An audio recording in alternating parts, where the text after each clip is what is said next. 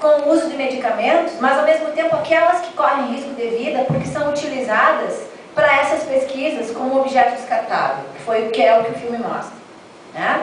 O outro lado da moeda poderia estar relacionado ao surgimento, à expansão e ao monopólio desse conhecimento científico em matéria de medicamentos, né? Então há um monopólio de grandes empresas, que depois eu vou citar algumas aqui para vocês. E essas empresas se colocam numa situação de superioridade em relação aos países em desenvolvimento.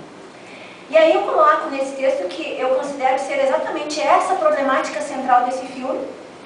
E foi um filme feito em 2005, é um filme que não teve grande público, porque esse filme, ele trabalha com a ideia do anti-herói, não com a ideia do herói. O anti-herói desse filme é a Tessa. E aí, a ideia do anti-herói, ela vai de encontro aos clichês muito comuns dos filmes, sobretudo norte-americanos. E parece que o público não está muito interessado nisso. Não está interessado, até que um amigo nosso, até que um familiar nosso, até que alguém que a gente conheça, esteja lá no hospital universitário da nossa universidade, precisando, né, de um coquetel para se tratar do vírus do HIV, e graças à coragem do governo brasileiro, houve a quebra de patentes nesse caso, para baratear o coquetel para as pessoas que têm essa doença hoje no Brasil. Os laboratórios não gostaram muito disso. Então, as duas figuras principais, o Justin e a Tessa, mostra bem, num primeiro momento, a diferença entre os dois. De um certo modo, a ingenuidade dele, um diplomata inglês, né? Ingenuidade é essa que eu escolhi para falar aqui 3 cenas, que eu já vou falar. Ingenuidade dele e ela, uma ativista humanitária, de certo modo feroz, que gostou dele quando ouviu ele falar, e ele também reconheceu nela algo que lhe faltava, que era a virilidade por defender as causas humanitárias, né? Virilidade é essa que ele não tinha. E se lança o desafio aqui quanto à possibilidade ou não de testar-se um novo medicamento que se chamava de Praxia, ou de Praxia, né, para a tuberculose. Doença essa que o texto vai referir, o filme não referiu, por exemplo, o nosso país está entre os primeiros no número dessa doença no mundo. Até assim, então, essa ativista humanitária, ela na verdade é o símbolo de milhares, o filme mostra isso, para vocês que estão aqui ouvindo, é importante, milhares de indivíduos que andam pelo mundo denunciando e lutando contra, e às vezes sozinhos e a risco de sucumbir, né, às reiteradas violações de direitos humanos. Quem é Tessa? É alguém que denuncia, ela não tem apoio oficial, ela não tem recursos financeiros, ela sacrifica sua vida pessoal, ela age em nome de interesses coletivos, e por isso eu estou fazendo essa referência. Num mundo tão individualista, ela age em nome de interesses coletivos, né? E ela é movida, então, por esse sentimento para lembrar a Hannah Arendt, de busca de uma vida boa.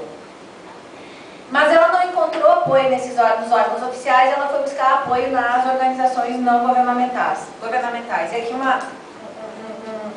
perfil jurídico. As organizações não governamentais são instituições hoje jurídicas internacionais, só que elas possuem fragilidade institucional, elas possuem uma ausência de coerção, elas possuem escassez de recursos financeiros, né? E elas, diante do poderio econômico, são absolutamente desprezíveis para eles, porque elas não têm poder de fogo, né? Frente ao poderio econômico das transnacionais. E aí a gente percebe no filme uma fragilidade de dupla face. Uma fragilidade individual e uma fragilidade coletiva, né? É isso que o filme apresenta. E aqui eu coloco que países africanos como o Quênia são duplamente vitimados pelo processo de colonização e depois pelo processo de descolonização. Nós também. Nós somos vitimados pelo processo de colonização e somos, até hoje, pelo processo de descolonização, para lembrar o Boaventura. Mas os países africanos são particularmente dominados, e aqui mais uma questão jurídica e política. Eles não têm tradição democrática. As populações vivem em condições de miséria absoluta. Tá? Eles possuem altos índices de doenças endêmicas, tá? Como a gerada pelo vírus do HIV, e doenças epidêmicas, como as doenças tropicais, no caso a tuberculose também. E por isso, esses países, como o Quênia, são um terreno fértil para essas pesquisas dessas empresas transnacionais. De um lado são pobres, têm regimes autoritários, e de outro lado são acometidos por essas doenças, tanto endêmicas quanto epidêmicas. Então, de certo modo, eles precisam. E aí eles se submetem, né? Porque daí a venda casada, como o filme mostrou. Eu te dou medicamento para a tua família, que tem outras doenças, se tu aceitar tomar esse medicamento para tratar a tuberculose, que é um medicamento que nós estamos ainda experimentando e não sabemos quais serão os resultados efetivos dele. Então, é uma venda casada. Ou, na verdade, não é uma venda. Hoje, quando a gente fala em boa governança global, isso está em alguma parte do texto, que eu não vou conseguir ler. Na verdade, o que as empresas transnacionais hoje da área de medicamentos fazem é dourar a pílula.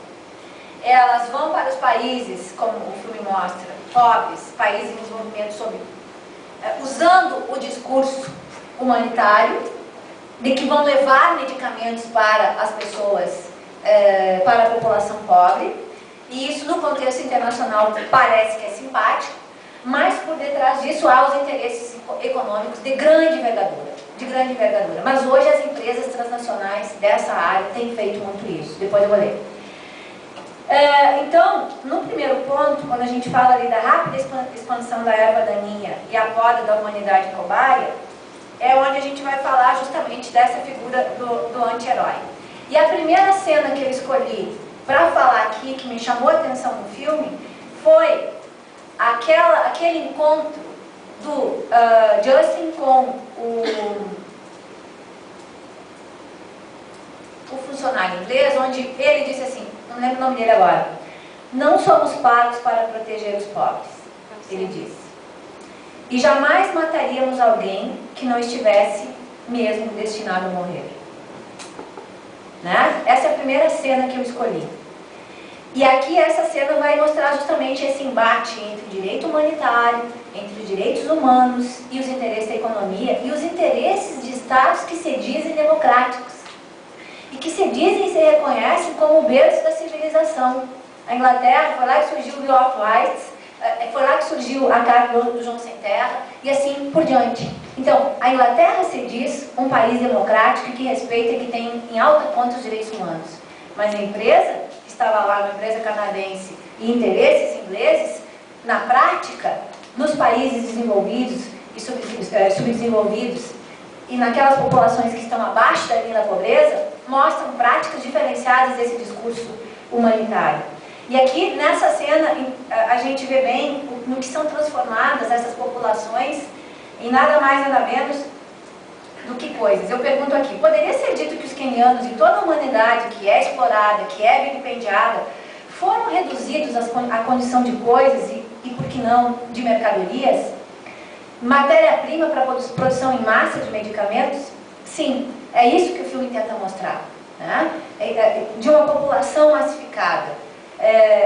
E isso vai aparecer muito bem e vai ser, de certo modo, fragilizado quando eu escolho a segunda cena para falar, que já está lá no final do meu texto. Em meio à barbárie, em meio à miséria, à doença, à fome, à sede, a uma pátria ausente, que é o Estado queniano, né? Duas cenas chamam a atenção. Né? A primeira dessas cenas é quando Justin procura aquele menino, o Kyoko, e ele está lá na fila. Lembra? Ele está lá na fila. E ele encontra-se na fila carregando no colo o filho da irmã dele, que morreu por conta daquele medicamento que ela tomou. Do medicamento esse. Tá? E o que chama atenção aqui nessa cena é algo que está ausente, então, nessa relação entre, de um lado, os direitos humanos e, do outro lado, os interesses puramente mercadológicos, que é a solidariedade humana. E aqui eu coloco solidariedade, cuidado e respeito é o que encarna o personagem desse menino, né? Mas a fila em que ele está lá para receber o medicamento representa a própria coisificação humana, a coisificação dele, da mãe e do sobrinho, né?